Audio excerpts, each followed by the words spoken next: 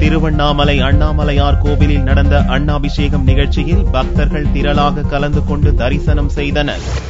ஒவ்வொரு ஆண்டும் அண்ணாமலையார் கோவிலில் ஐப்பசி மாதம் அஸ்வினி நட்சத்திரத்தில் சிவனுக்கு அன்னத்தால் அபிஷேகம் செய்யப்படுகிறது. இந்த ஆண்டு அன்னாபிஷேகம் அஸ்வினி நட்சத்திரமான புதன்கிழமையன்று இரவு நடந்தது. அப்போது அண்ணாமலையார் மற்றும் உண்ணாமுலை அம்மனுக்கு சிறப்பு அபிஷேகம் செய்யப்பட்டது. இதையடுத்து 100 கிலோ அரிசியால் சாதம் செய்யப்பட்டு அன்னாபிஷேகம் நடந்தது.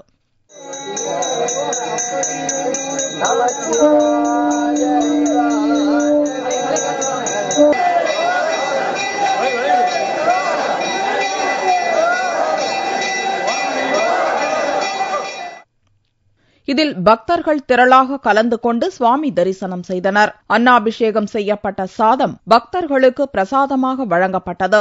இதேபோன்று கிரிவல பாதையில் உள்ள அஷ்டலிங்கத்திற்கும் அன்னாபிஷேகம் செய்யப்பட்டு தீபாராதனை காட்டப்பட்டது.